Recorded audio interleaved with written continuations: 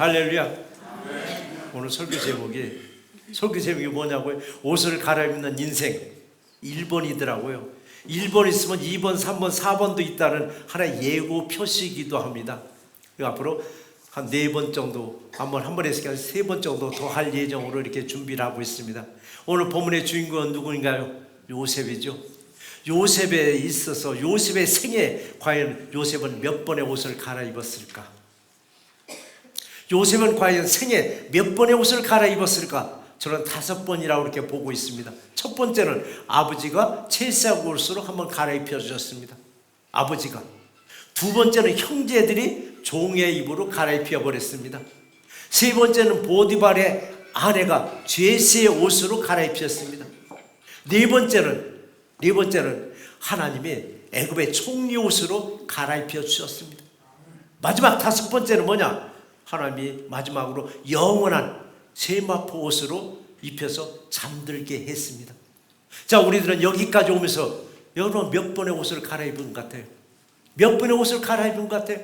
갈아입을 때마다 평탄한 때도 있지만 갈아입고 나서 우리가 좀 고난을 겪을 때도 있는데 여러분 과연 몇 번의 옷을 갈아입었을까? 갈아입은 건 내 의지대로가 아니라 어쩌면 하나님의 의지에 의해서 갈아입으셨습니다. 오늘 예배를 드리면서 우리는 어떤 옷을 입고 예배 드릴까? 세상에 그 입던 옷을 아직도 갈아입지 못하고 그냥 옷을 입었는가? 아니면 예배에 합당한 세마포 옷으로 갈아입고 예배를 드리겠는가? 예배에 합당한 예배의 복을 입고 예배 드리는 우리 모두가 되신 줄 믿습니다. 한국의 화토노름, 화토. 그 중에서도 가장 즐기는 게 뭐예요? 고돌이? 잠깐만, 누가 고돌이라고 했어? 고수듭이라고 저는 생각하는데, 고수듭. 한국의 고수듭 아닐까요? 어쩌면 한국 전통 놀이 문화에 뿌리를 내린 것 같더라고요. 명절 때 한번 보시라고 온 가족이 모여서 딱딱 때리는 소리 보면은 거기다 또 시아버지가 며느리도 칠 때 그 고수듭의 용어가 고약한 용어가 꽤 많이 있더라고요. 그 고약한 용어를 시아버지가 며느리랑 한없이 막 입에서 나올 때가 있더라고요. 자, 저도 고수듭은 2명, 3명이면 즐길 수 있는 게임이라고 하더라고요. 화투에서 가장 중요한 게 뭐냐고 물어봤더니 패라고 하더라고요. 패가 잘 들어와야 이길 확률이 높다 하더라고요. 패가 잘 들어와야. 근데 패까지도 조작하는 게 사기 노름이잖아요. 사기. 거기에 타짜가 등장하더라고요. 타짜라는 영화가 한국에서도 흥행됐었는데 한국인들의 화투 사랑은 정말 남다른 것 같더라고요. 화투에서 패가 잘 들어야 이길 확률이 높듯이 인생도 마찬가지더라고요. 인생에 패가 잘 들어왔을 때 이길 확률이 높은데 인생에 패가 잘 들어왔을 때가 언젠가 했더니 여러분 은혜 받을 때더라고요. 여러분 은혜 받을 때가 이 패가 잘 들어온 겁니다. 이때는 뭘 하든지 잘 풀려요. 뭘 하든지 간에. 얼마나 잘 풀리냐고요? 이게 잘 풀리는 인생 한번 더 잘 풀어보려고 하나님의 뜻을 딱 벗어나더라고요. 하나님의 뜻을 딱 벗어나니까 오래 못 가서 철썩 주저앉아 버리더라고요. 왜 하나님의 뜻을 벗어났더니 잘 나가다는 게 주저앉아 버리느냐? 하나님의 능력이 사라지더라고요. 그리고 내 능력을 내세우기 시작하거든요. 내 능력이요, 내 실력이요, 내 재능이요, 내가 인맥을 통해서 이룬 성공이라고 자랑하고 다니더라고요. 여러분 세상에서 성공하고 세상에서 높아질 때 누구를 높이느냐고요? 하나님을 높여야 되는데 점점점 하나님은 낮아지고 나를 높이기 시작하더라고요. 나를 높이기 시작할 때 하나님은 우리를 완전히 납작콩으로 만들어버리더라고요. 완전히 주저앉게 만들더라고요. 왜? 다시 나를 높이라는 얘기입니다. 우리는 항상 하나님께 감사와 영광을 돌리는 우리 새롭게 모두가 되시기를 주의 이름으로 축원합니다. 하나님 우리에게 주신 말씀 2가지인데 첫 번째 말씀은 아버지가 아들에게 입혀주는 옷을 입으라라고 했습니다. 그러니까 인생의 패가 너무 잘 들어서 실틀에 풀들 술술 잘 풀려. 이런 경우도 있는데 초반에는 잘 풀려요. 초반에는 얼마나 잘 풀리는지. 근데 가만 갈수록 인생이 엉키기 시작합니다. 일이 엉키고 저리 엉키고 사람한테 엉키고 물질이 엉키고 환경이 엉키고 엉켜지는 거예요. 초반전에는 얼마나 패가 좋은지 사람들이 저 집 대박 날 거라고 기대를 했는데 아닌 거예요. 점점 꼬이게 만드는 거예요. 자, 너무 잘 들어와도 인생을 엉키게 만들 때가 있더라고요. 인생을 엉키게 만들 때 하나님은 옷을 갈아입게 만들더라고요. 그때 옷을 갈아입게 하더라고요. 제 얘기 하나 할게요. 아마 여러분 들어서 기억하실 거예요. 저도 사역자로서 콜링을 받았을 때 그 길 내가 왜 가느냐고요. 세상에서 그런 대로 잘 나가고 있는 옷을 벗어버리고 전혀 낯선 옷을 입으라고 했을 때 누가 있겠느냐고요. 그런데 뭔가 마음속에는 뭔가 오는 거예요. 마음속에는 오는데 행실은 아는 거예요. 그냥 이 옷이 좋은 거예요. 그랬더니 하나님이 등을 확 밀어버리더라고요. 저는 생애에 2번의 등 밀림을 받았습니다. 하나님이 등 미는 것을. 그 첫 번째는 바로 콜링 받고 주저주저하고 망설이고 막 갈등에 막 고민하고 있을 때 하나님이 확 밀어버리더라고요. 확 밀어버리고 나면 끝나는 게 아니에요. 하나님이 정리해버리더라고요. 하나님이 싹 정리하니까 뒤를 돌아보니까 뒤로 돌아볼 뭐가 흔적이 하나도 없더라고요. 사람은 앞길을 전진하다가 힘들고 어려우면은 뒤를 돌아봐요. 뒤를 돌아보면서 민농구석 있으면 다시 글리 또 가게 하는데 하나님은 제 성품을 알았나 봐요. 넌 가다가 분명히 돌아갈 것 같으니까 싹 정리해보더라고요. 그러니까 앞만 보고 갈 수 있도록 오직 앞만 보고 가라는 얘기입니다. 앞만 보고. 그러면은 새로운 옷을 입혀줬으면 잘 풀려야 될 거 아니냐고요. 새로운 옷을 입혔으면 잘 풀려야 되는데 안 풀리더라고요.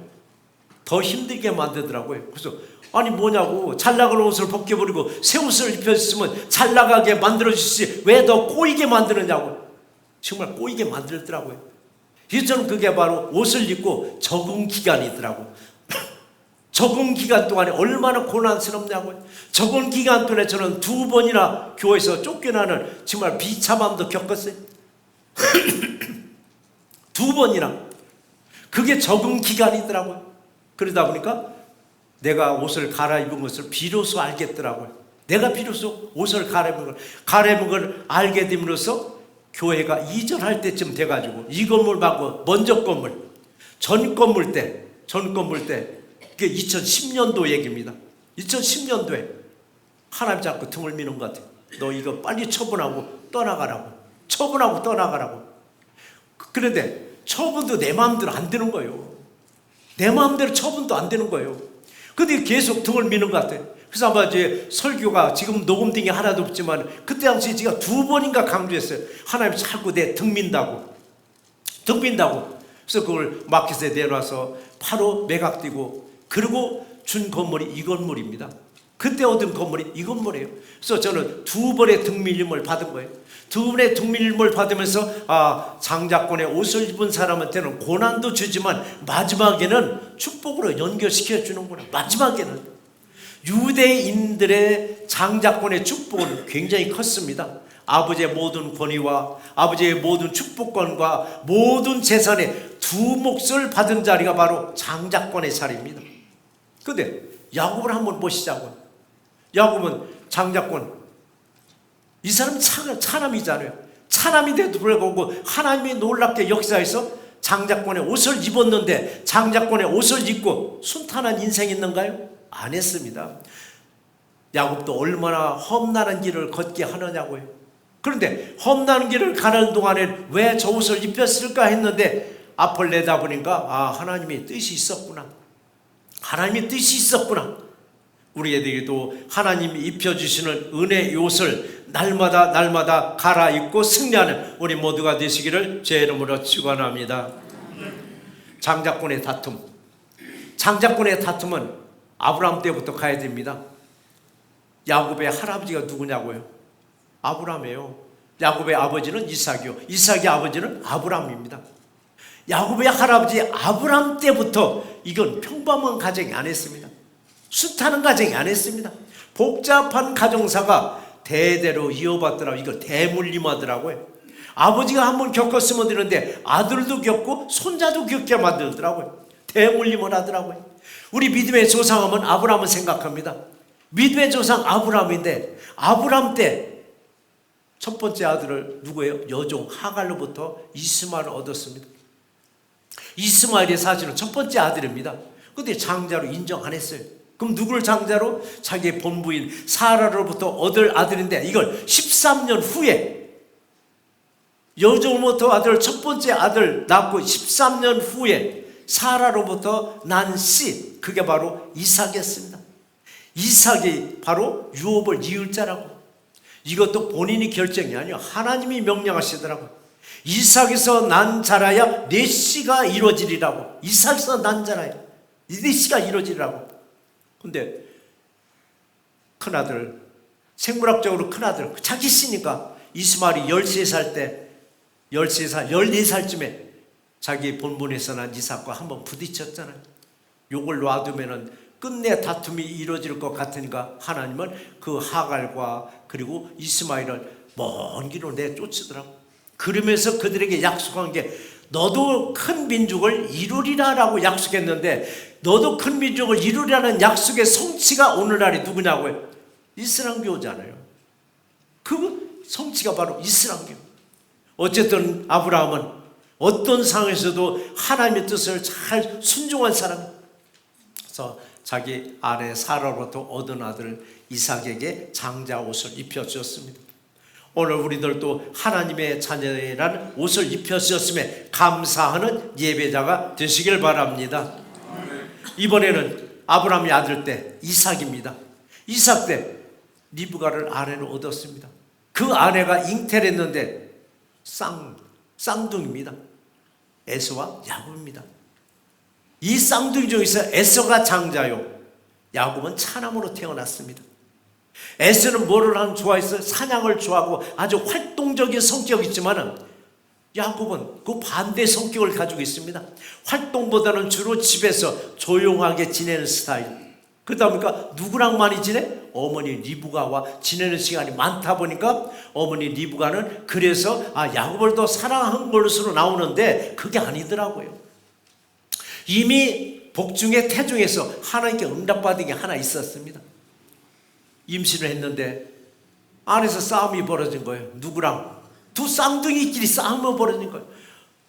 아마 임신한 분들은 기억할 거예요. 애가 발로 엄마 배 찬다고 가끔 그 얘기 하더라고요. 애가 배를 차는 것 같다고. 둘이 싸우니까 엄마가 얼마나 힘들겠느냐고 하나님께 기도한 거예요. 어찌했으면 좋을까?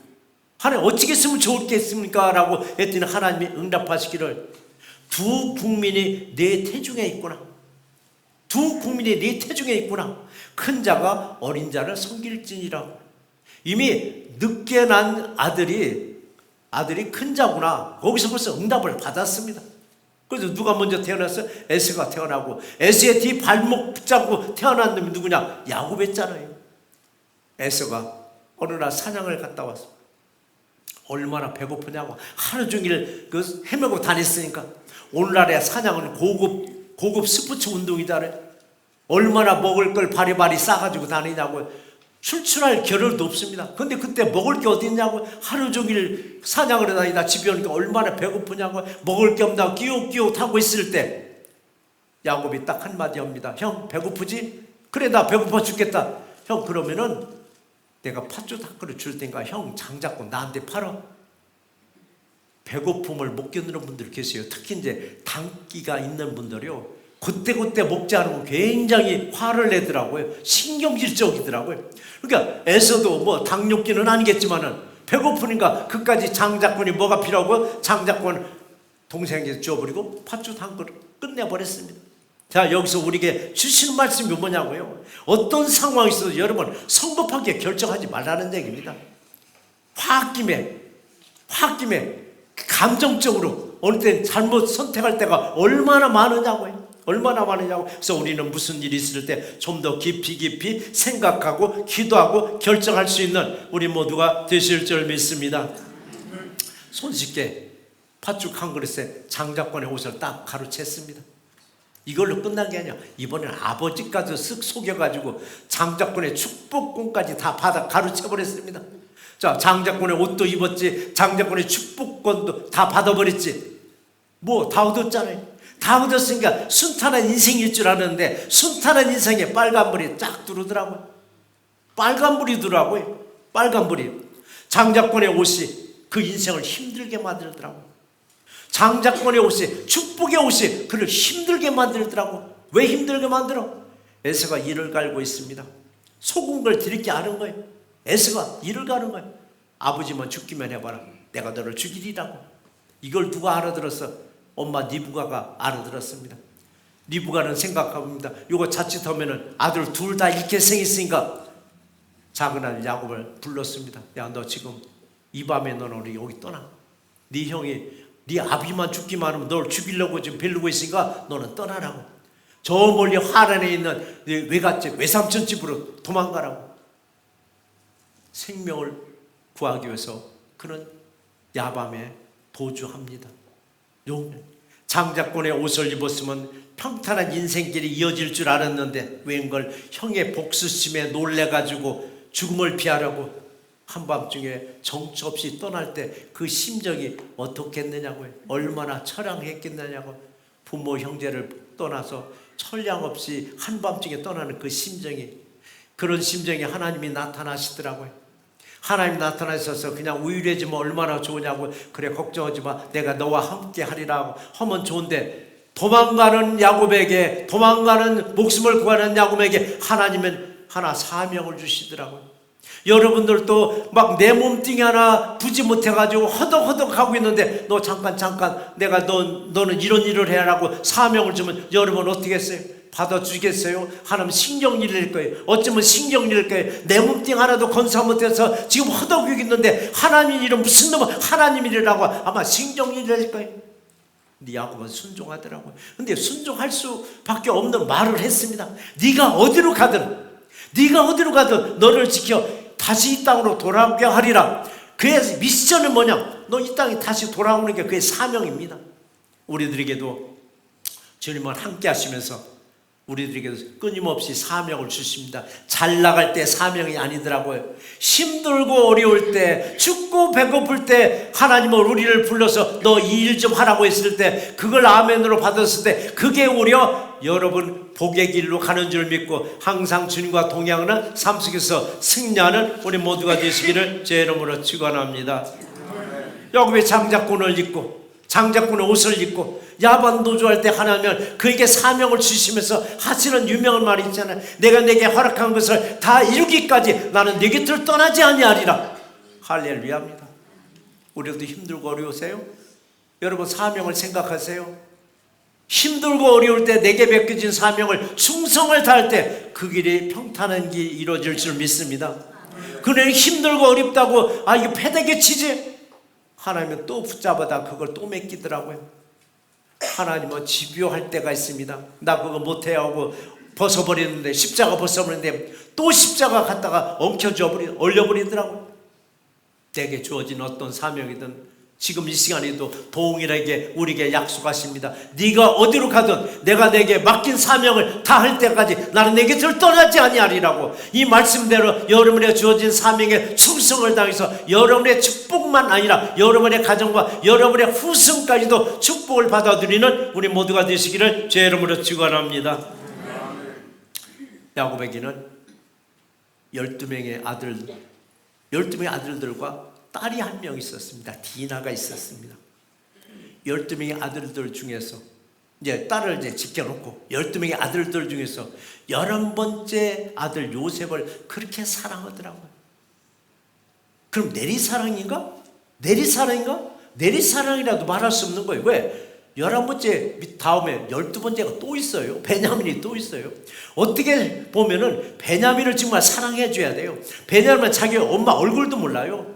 왜냐면 나일이 오다가 가나안 땅 오다가 애를 낳으면서 죽어버렸어요. 어떻게 보면 베냐민이 12번째가 더 아버지의 사랑을 받고 해야 되는데 11번째가 요셉에게 사랑받더라고요. 왜 하필이면 요셉이 그렇게 사랑을 받았을까?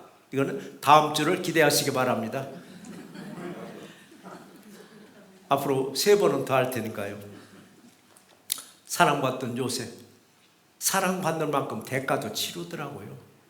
형제들한테 늘 미움 사야 되지, 형제들한테 시기 질투 받아야지. 결국 형제들이 배신 때리잖아요. 형제들이 무슨 배신? 팔아버리잖아요. 여러분 한번 그때 상황을 생각하면 얼마나 억울했을까? 얼마나 억울했을까? 종의 신분으로 팔아버리더라고요. 근데 하나님은 그것도 하나님의 역사더라고요. 그 다음 단계가 뭐냐고요? 그 다음 단계 제수의 신분에서 그리고 총리의 신분을 올려주려고 하나님의 원대한 계획이 숨어 있었더라고요. 여러분, 하나님의 원대한 계획의 주역이 저와 여러분이 되시기를 주의 이름으로 축원합니다. 두 번째 우리에게 주시는 말씀이 뭐냐고요? 아버지는 입혀주고 형제들은 벗겨버리는 비극에 하나님이 개입하셨더라고요. 야곱에 4명의 아내가 있었습니다. 레아도 있었고 라헬도 있었고, 이건 소위 본처라 할 수 있습니다. 여종이 있었습니다. 실바와 비라가 있었습니다. 4명의 아내들 중에서 유별나게 또 라헬을 그렇게 사랑했습니다. 라헬을 그렇게 사랑을 받는 만큼 나에게는 부족한 것이 딱 하나가 있더라고요. 그렇게 사랑받았으면 행복할 줄 알았더니 딱 부족한 거 하나 주는 거예요. 그래서 우리들이 마찬가지라고 다 이루어져서 행복할 줄 알았는데 행복하냐고 물어보면 뭐 하나가 부족하다고 그러더라고요. 하나 부족한 게 뭐냐고요? 자기 언니 레아는 6명의 아들을 낳고 딸 1명을 낳습니다. 6남 1녀를 낳습니다. 실바와 비라 여종들이 각각 2명의 아들들을 낳습니다. 심지어 11명을 낳을 때까지 라헬에게는 자식이 없었습니다. 남편부터 사랑받는 것까지는 좋은데 자식을 생산 못하는 거예요. 그러니까 얼마나 푸념하고 남편한테 투정을 부리냐고. 근데 하나님이 하나 주시더라고요. 그래서 얻은 첫 번째 아들이 누구냐? 요셉이더라고요. 생물학적으로 보면 11번째 아들이지만 라헬에게는 그게 뭐냐? 첫 번째 아들이더라고요. 첫 번째 아들은 딱. 그래서인지 요셉 사랑이, 야곱의 요셉 사랑이 다른 형제들에게 시기와 질투가 되게끔 만들더라고요. 어쩌면 이 공평한 사랑이 아닌 것이,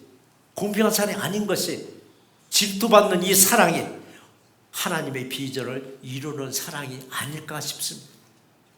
이렇게 해서 요셉이 17살 때 새로운 옷을 입혀주는데 그 무슨 옷인가? 3절 말씀 같이 한번 읽어보시겠습니다. 요셉은 노년에 얻을 아들이므로 이스라엘이 여러 아들들보다 그를 더 사랑함으로 그를 위하여 채색 옷을 지었더니 라고 했습니다. 요셉이 아버지 나 저런 옷 좀 해달라고 안 해요. 아버지가 강권으로 만들어서 입혀져 버렸더라고요. 저와 여러분도 옷 입은 거 때로는 내가 원해서 입은 옷지만은 하나님이 입혀주는 옷도 있습니다. 어떤 옷을 입혀주었더라도 내가 감당할 수 있는 옷을 입혀주셨습니다. 교회에서 할 수 있는 옷을 입혀주셨으니까 그 옷값을 또 하나 있습니다. 직분값을 잘 감당해서 여러분과 여러분의 가정과 후손들까지도 복을 만큼 받아 누기를 주의 이름으로 축원합니다. 우리들에게도 마찬가지예요.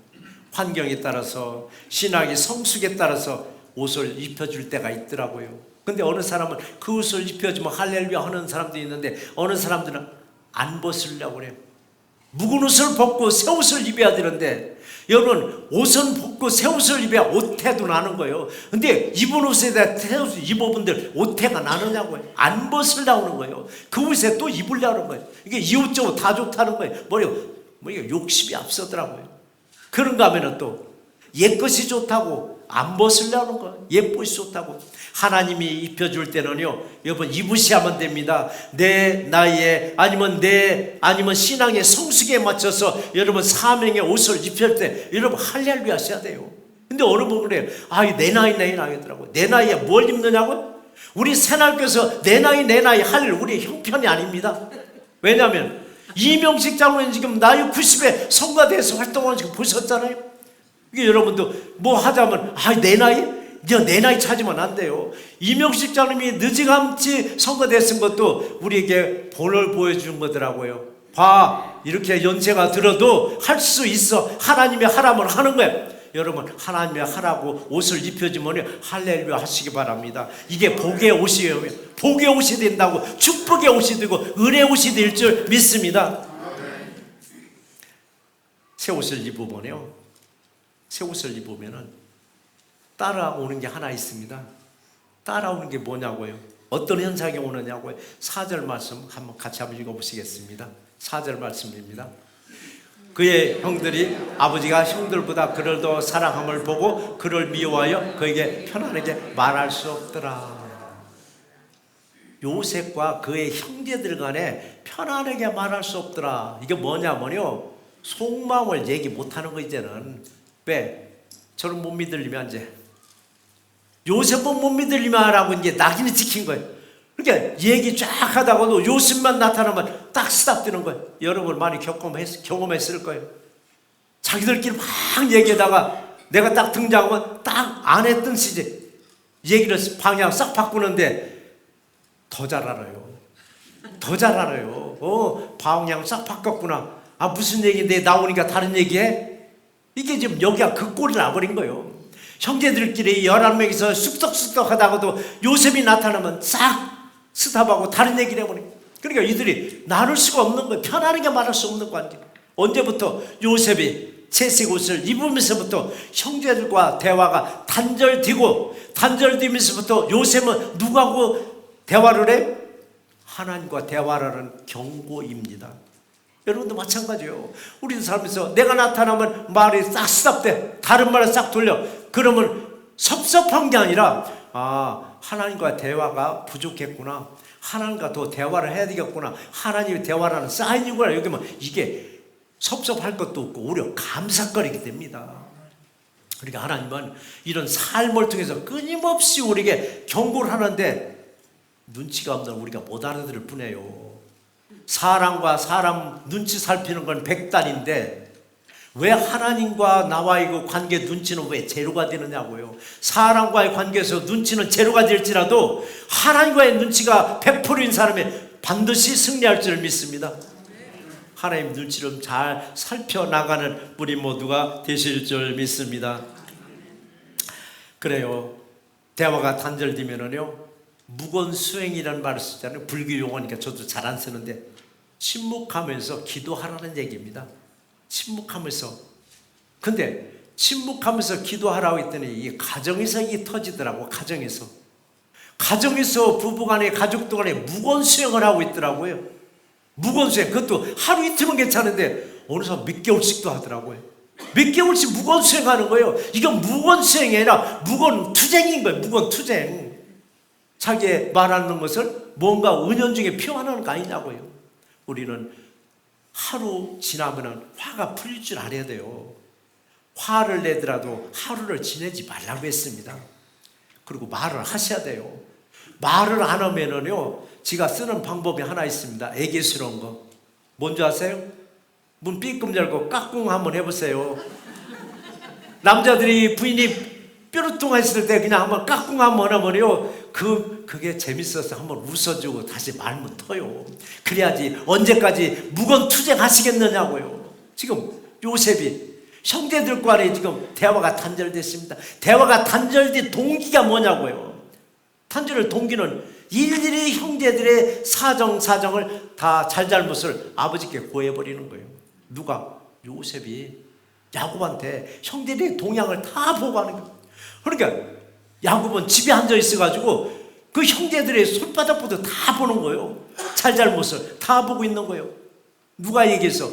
요셉이 얘기하는 거예요. 근데 아버지는 왜 그걸 원했는가? 그들에게 딸까지 보면서 13명인데 엄마는 몇 명? 엄마가 4명이에요. 그러니까 셈법이 사실은 복잡한 가정이에요. 그 가정이 셈법 보통 복잡한 가정이 아니라고요. 왜? 자식들에게는 엄마의 영향이 반드시 있기 마련이라고요. 근데 요셉의 대화가 딱 끊겼습니다. 대화 단절로 인해서 형제들과의 교류가 딱 멀어지고 대신 하나님과의 교류가 점점점 이루어지기 시작하는 거예요. 여러분이 삶에서 늘 경험하고 있는 거예요. 사람들 관계에서, 형제들과의 관계에서, 부모의 관계에서 이게 딱 소원해지면서부터 나는 어디로 향해서? 하나님을 향한, 하나님과 소통이 되면요, 그 관계가 다시 회복되는데 씩씩거리기만 하더라고요. 네 이름이 나오고 말을 안 해? 네가 나오고 말을 안 해? 씩씩거리면 더 멀어져요. 항상 우리는 기런 때일수록 하나님과 더 소통하시면 그 모든 문제가 풀어지는 놀라운 역사가 임할 줄 믿습니다. 그래서 때로는 하나님은 의도적으로 새 옷을 입혀놓고 주변과의 대화를 단절시키기도 합니다. 이것조차도 하나님의 은혜로 받으세요. 여러분, 하나님의 은혜를 받게 되면요, 사람과의 관계로 조금 소원해집니다. 왜? 하나님 관계가 너무 은혜스러우니까. 사람 관계가 조금 멀어져요. 근데 하나님은 그걸 더 기뻐하시는 거예요. 이런 관계도 있잖아요. 인간관계 한번 살펴보세요. 누구나 두루두루 이렇게 잘 지내던 사람이 어느 특정인 누군가 쫙 붙어버리면은요, 잘 지내던 사람과 거리를 쫙 두게 됩니다. 거리를 쫙 두게 돼요. 잘 지내던 사람들이 누구하고 딱 붙으면은, 그럼 하는 말 있잖아요. 아이고, 아무개 붙었네. 아무개 붙고 나더니 우리는 요즘은 찾지도 않네. 흔히 겪는 일이에요. 이게 하나님과 우리의 관계도 또 마찬가지요. 하나님 관계가 딱 좋아지죠. 사람 관계가 조금 소원해지더라고요. 이게 정상인 거예요. 근데 사람 관계가 너무 좋아지죠. 하나님을 멀리하더라고요. 이게 하나님을 질투하는 하나님이라고 했습니다. 질투하는 하나님이 못 봐주는 거예요. 너 나를 왜 놓고 너 누구하고 놀아? 하면서 그 판 깨버릴 때가 있더라고요. 판이 깨질 때 하나님이 역사했구나 여기신 게 얼마나 그것도 감사하냐고요. 얼마나 감사하냐고요. 오늘날 현실에서도 마찬가지더라고요. 특별한 옷을 입게 되면요, 비슷한 현상이 하나님과 가까이 지내다 보니까 은혜의 질투도 슬쩍슬쩍 나와요. 아이고, 뭐 잡더니 조금 요즘에 우리하고 잘 지내지도 않아? 이게 무슨 값이냐고요? 여러분, 직분값이요, 옷값으로 여기고 이것조차도 감사로 돌리는 우리 모두가 되시길 바랍니다. 아버지가 입혀준 채색 옷을 형제들이 강제로 벗기게 하는 동기 유발이 어디서부터인가? 꿈 얘기서부터. 두 번의 꿈을 꿨습니다. 두 번의 꿈을 꾸고 그걸 자랑한 거예요, 형제들한테. 근데 그 꿈 자랑할 때쯤은 형제들과 요셉과는 관계가 껄끄러운 관계예요. 껄끄러운 관계예요. 근데 꿈 얘기를 왜 했을까? 그러니까 형제들이 볼 때는 꿈 얘기 듣고 나서는 미운 오리 새끼 아주 미운 소리만 하고 다닌다고 얼마나 미워했겠느냐고. 그래서 첫 번째 꿈이 뭐냐고요? 11단의 곡식단들이 자신의 곡식단에게 절을 하더란 얘기입니다. 이 꿈 얘기를 들은 형제들이 참 웃기는 애네. 네가 우리 왕이 되겠느냐? 하면서 그 꿈을 그냥 무시해버리고 그 무슨 꿈이라고 그거를 개꿈 취급을 해버리는, 개꿈 취급해버린 거예요. 근데 두 번째 꿈을 또 꾼 거예요. 두 번째 꿈은 뭐냐고요? 11개의 별들과 해와 달이 자신에게 절하더라고요. 그러니까 형제들은 아주 꼴깍 넘어갈 지경이고, 얘 아주 상종 못하래라고. 아니, 이럴 수가 있겠느냐고. 이럴 수 있겠냐면서 하면서 형제들이 무슨 작당을 해? 얘 그냥 어떻게 해보자고. 이렇게 마음을 먹고 있을 때 야곱이 요셉에게 심부름을 하나 시킵니다. 너는 네 형제들이 지금 세겜 땅쯤에서 내 양을 치우고 있으니까 어떻게 잘하고 있나 보고 오라고. 요셉은 신바람 나서 세겜 땅 쪽으로 가봅니다. 근데 가보니까 없어요. 물어봤어. 이런 사람들이 양치는 사람들을 봤냈죠. 그 사람들을 저 도단 쪽으로 옮겼다고. 힘겹게 도단 쪽에 가서 자기 양무리를, 형제들이 양무리를 봅니다. 멀리서 그 형제들이 요셉이 오는 걸 봤습니다. 요셉이 오는 모습을 보고 뭐라고 그래? 저 꿈꾸는 애가 오네? 꿈꾸는 자가 오네 하면서 어떻게 했어요? 걔를 잡아서 구덩이에 던져버렸습니다. 왜? 죽이려고. 구덩이에 딱 던졌습니다. 그때 생물학적으로 첫 번째 장자가 누구냐면 루벤이었습니다. 루벤은 장자 탈락을 됐지만 루벤이 나서서 얘 죽이지 말자. 왜 죽이냐고. 죽이지 말자라고. 그래서 죽이지 않기로 합의를 보고 나서 루벤이 잠깐 자리를 떴습니다.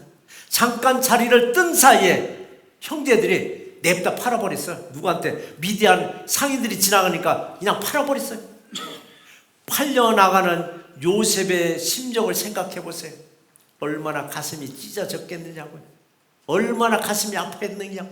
근데 그때 당시는 가슴이 아프고 가슴이 찢어질지언정 그게 은혜의 길이더라고요.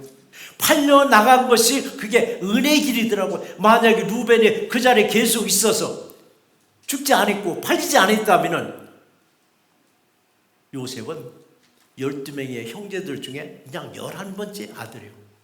그냥 이름 없는 유대인에 지나지 않았습니다. 이것을 보면 우리는요, 화를 당했다고요? 실망하지 마세요. 화가 복으로 바뀝니다.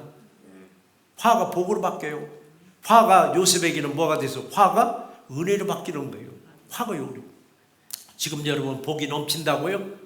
하나님을 높이지 않으면 복이 화가 되어버립니다. 이게 인생의 세옹지마입니다. 화가 복이 되고 복이 화가 되는 거예요. 그래서 우리들도 항상 새 옷을 입을 준비를 하셔야 돼요. 새 옷을 입을.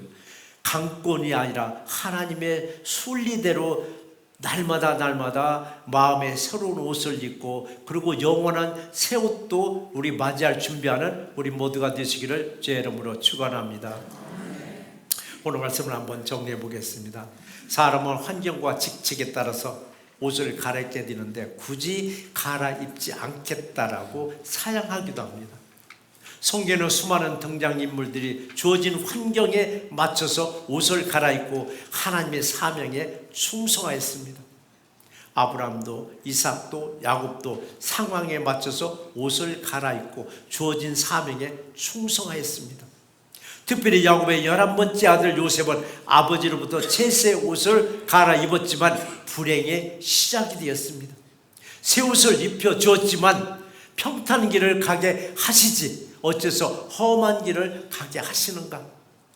새 옷이 교만의 옷이 될까 봐서, 겸손의 옷이 되도록 낮춰놔도 감사함으로 받아들이는 우리 신학교 모두가 되시기를 주의 이름으로 축원합니다.